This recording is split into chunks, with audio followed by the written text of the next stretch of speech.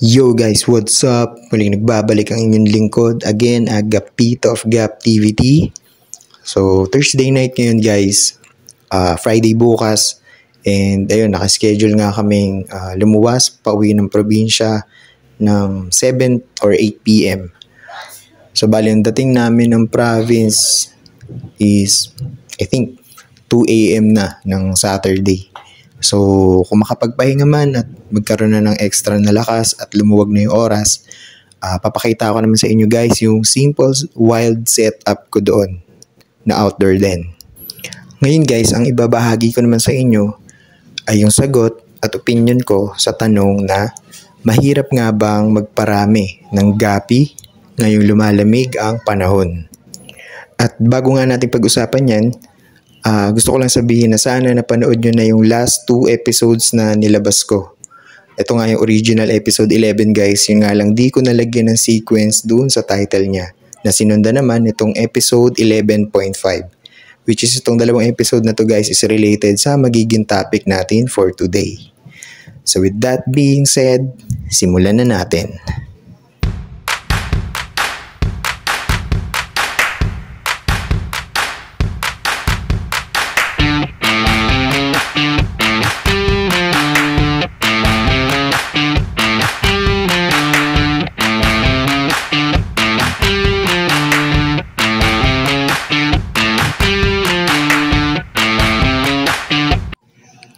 At ayun, magandang umaga sa lahat guys. Alas 10 na nga pala. Medyo umiinit na din pero ayun, maaliwalas pa rin yung panahon. Ayan, kung makikita nyo nga, maganda yung sikat ng araw at medyo malamig pa yung hangin. So ito guys, yung simple wild outdoor setup ko dito. Ayan, first tab ito, yung tuxedo ko natin. Actually guys, nagulat ako. Kasi preggy yung dalawang female nung iniwan ko pero ngayon ang daming lumalangoy na fry. Hindi ako sure guys kung malinaw nyo nakikita sa video pero itong mga fry na to at the same time yung tuxedo ko din natin papakita ko na lang sa inyo sa closer look mamaya dahil yun nga papalitan ko din kasi ito ng 50% na tubig then tatanggalin ko yung mga lumot niya. So, ba't ko nga ba sinasabing wild setup to? Sinabi ko nga wild setup to guys dahil hindi ito nakadepende sa araw-araw na pagpapakain. Dahil ang kinakain lang talaga ng mga alaga ko dito sa tab na to ay yung lumot na nag-i-exist or nabubuhay dahil sa sinag ng araw at the same time sa paglago ng mga aqua plant. Dito nga nakalagay guys yung mini panda ko. Yan, sa puting tab na yan. Yan. Dito naman sa isang to, dito ko nilagay yung 2 pairs ng green dragon. Yun nga lang, yung isang male kasi is sinubject ko for grooming para ma-breed at inuwi ko ng Manila. Pero nagulat ako guys, nakapag-breed sila on their own dahil may mga fry din na lumalangoy. To nag-uulan din kasi guys, kaya ayun, ganito kalabo pa yung tubig. At dito naman sa isang tab na to, meron ditong isang female panda na preggy nung iniwan ko last 2 weeks. So, check ko mamaya yun guys. Tatanggalin ko muna guys yung mga sobrang lumot na nandito ngayon. At yun nga guys, natanggal ko na yung ibang lumot. At ito, papasilip ko lang sa inyo ulit. Ayan. Ito yung actual tab natin ngayon guys. Natanggal ko na yung ibang lumot. Yun nga lang, nasa 40% pa lang yung naipalit ko na tubig. Kaya ayan, ganyan pa rin yung itsura niya ngayon. Medyo malabo pa. Pero syempre, para mas ma-appreciate nyo, kukunin ko yung tuxedo ko at the same time yung fry nila. Same din dun sa fry ng green dragon. At ito na nga sila guys, yung tuxedo ko natin na 2 pairs. Ayan. So, wala lang akong viewing tank kasi dito guys dahil lahat is nasa Manila. Kaya itong small aquarium lang na to na pang display yung ginamit ko for viewing. So, ayan, kung ma-observe nyo guys, no, hindi ganun kaputok yung katawan nila. Hindi rin sila ganun kalaki. Pero in terms of resistance guys, I'm pretty sure tatagal talaga tong mga to. At dahil nga yan sa environment or habitat na na-establish ko para sa kanila. Going back sa topic natin guys, mahirap nga bang magparami ng gapi ngayong panahon ng taglamig? So, unang sagot natin dyan guys, nakadepende sa routine ng owner. Okay, ano ba yung oras na meron siya? Yung oras niya ba ay sapat para sa mga alaga niya?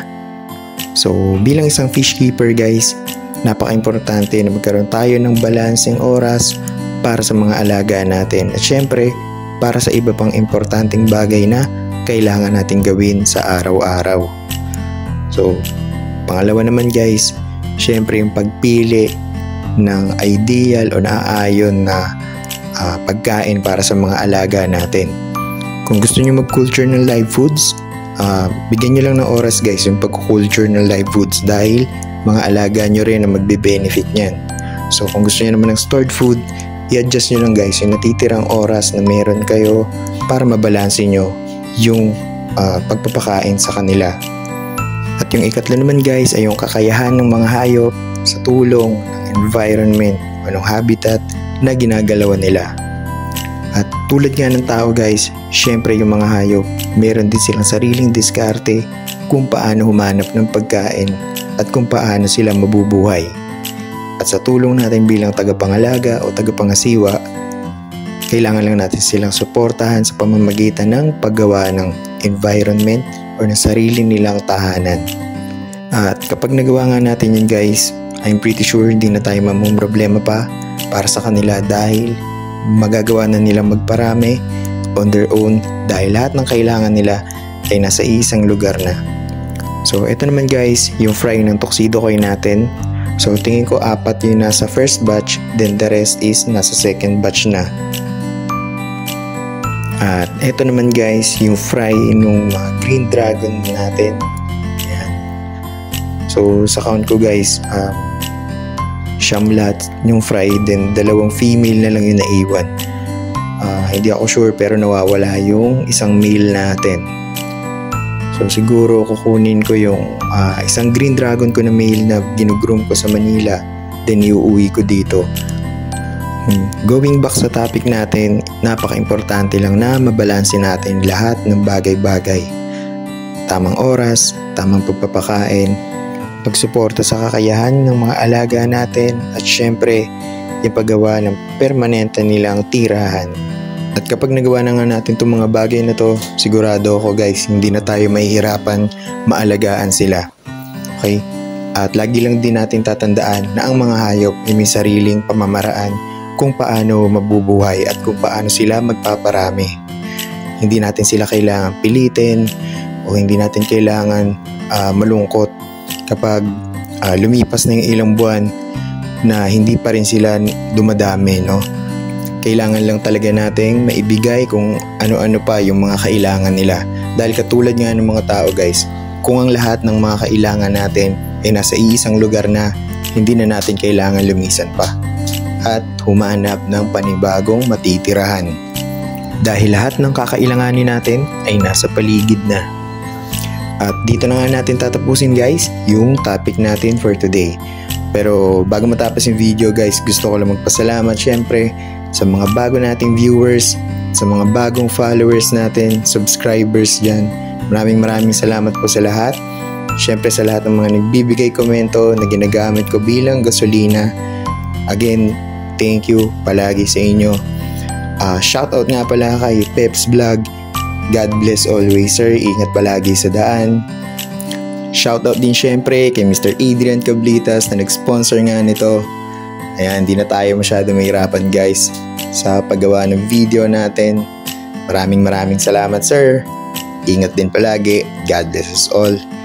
And ayun guys, if you think na nakatulong na malaki sa inyo itong topic natin for today, just like, share, comment, and subscribe lang sa channel natin para mas maging updated pa kayo sa mga susunod pa nating uploads. Once again, this is Agapit of Gap TVT. More activity to come. Thank you always. God bless you all. See you sa next episode. Bye-bye.